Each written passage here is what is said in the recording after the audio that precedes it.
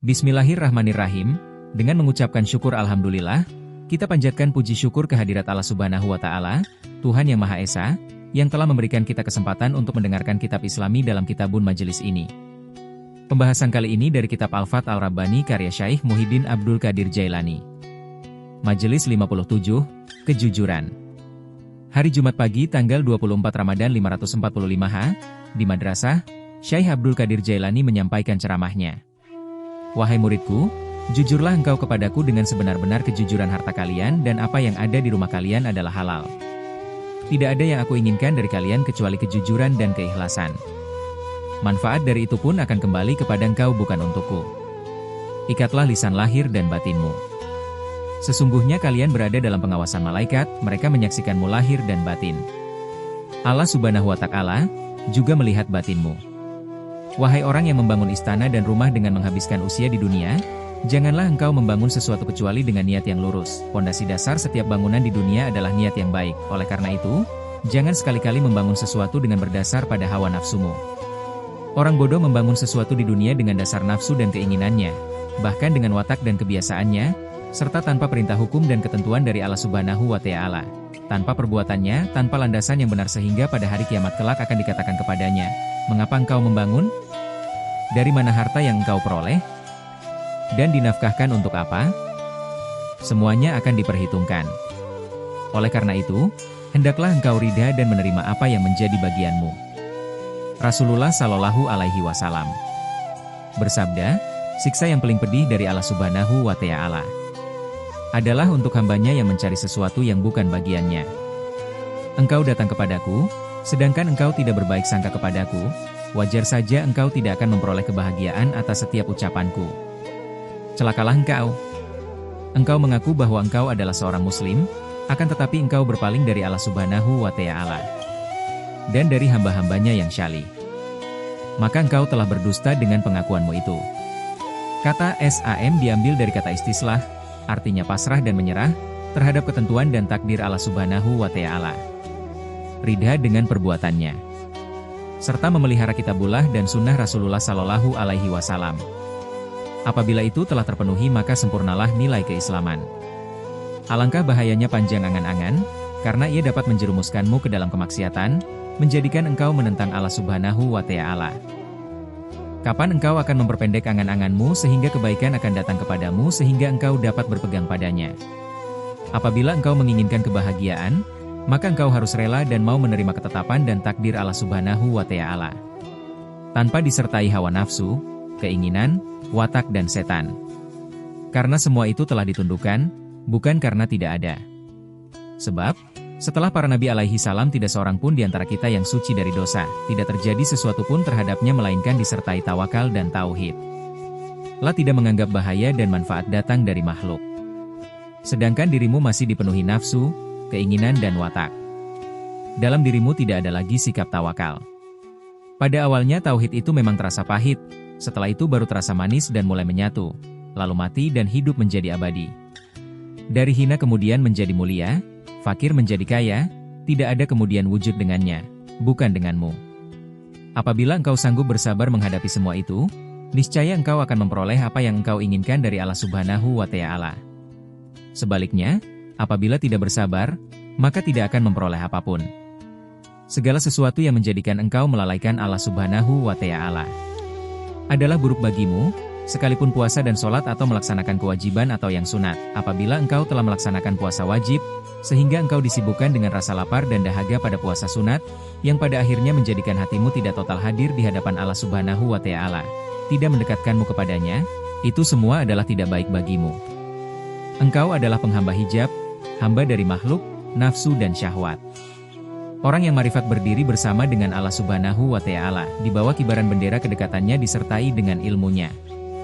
Nuraninya berkeliling bersama dengan ketentuan dan takdirnya. Lemah putarannya tanpa putaran darinya, lemah gerakannya dan tenang tanpa ketenangannya. Maka ia termasuk orang-orang yang disebutkan dalam ayat, dan kami bolak-balikan mereka ke kanan dan ke kiri. Quran Surat Al-Kahfi, 18. Apabila datang mereka mulai lelah, maka mereka akan mulai bergerak dengan kekuatan kudrah, sedangkan ketika lemah itu, ia akan diam dan pasrah. Bergerak itu dilakukan ketika ada wujuh aidmu, dan diam dilakukan ketika hilangnya gerakan. Engkau baru bisa benar dan lurus ketika telah keluar dari nafsu, syahwat, watak, dan makhluk secara total. Jangan terbelenggu oleh makhluk, karena tidak ada yang dapat memberikan manfaat, dan tidak ada yang dapat mendatangkan madarat, tidak ada yang memberimu rezeki kecuali Tuhanmu. Tetaplah selamanya berada dalam ketaatan kepadanya dengan menjalankan segala perintahnya dan menjauhi segala larangannya.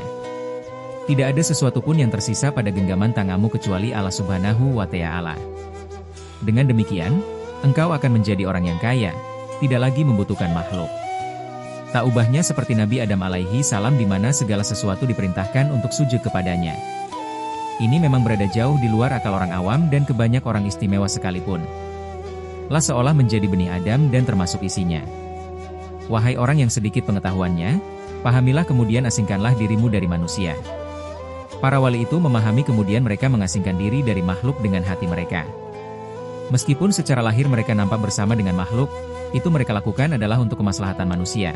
Tetapi sebenarnya batin mereka bersama dengan Allah Subhanahu wa Ta'ala. Untuk berbakti dan tinggal bersamanya. Mereka adalah para penulis, bertaubat, dan bersama manusia, alam, hukum dan menyepi dari manusia dengan hati. Hati mereka menjauh dan terasing dari segala sesuatu. Secara lahiriah mereka terlihat sibuk melaksanakan hukum. Apabila pakaian mereka kotor, mereka akan mencucinya dan memberinya minyak wangi. Apabila pakaian mereka sobek, maka mereka akan menambalnya. Mereka adalah pemimpin umat manusia.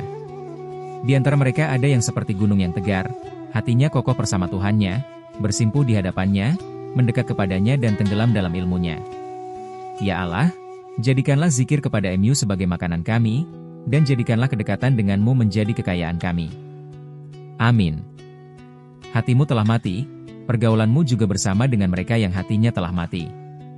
Seharusnya engkau berkumpul dengan mereka yang hatinya hidup. Engkau laksana lubang lahat yang menghampiri mayat, ibarat orang yang lemah dituntun oleh orang yang lebih lemah, orang buta yang berpegang kepada orang yang buta. Temanilah orang-orang mukmin yang yakin dan yang syalih. Bersabarlah atas ucapan mereka. Terimalah ucapannya dan laksanakan nasihatnya, maka engkau akan memperoleh kebahagiaan.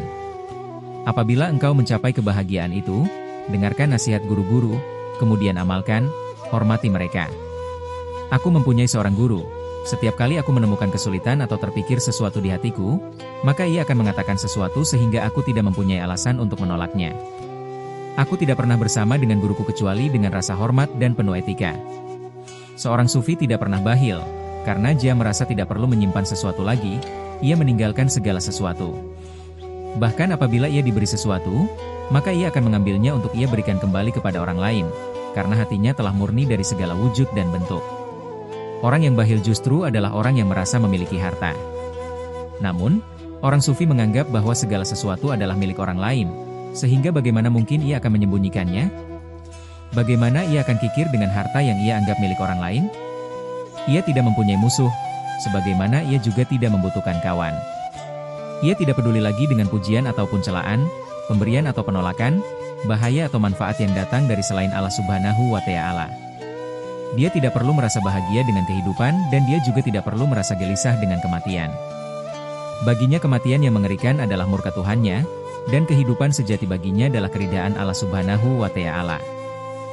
Kegelisahannya ada ketika berada dalam keramaian dan kesenangannya ada ketika berada dalam kesunyian. Makanannya adalah berzikir kepada Tuhannya, minumannya adalah air cinta kepadanya.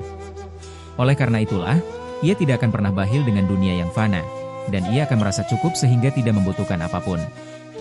Ya Allah, jadikanlah kami termasuk orang yang dapat memandangmu di dunia dengan mata hati kami dan di akhirat dengan mata kepala kami. Ya Allah, berilah kami taufik untuk mengerjakan hal-hal yang Engkau ridai.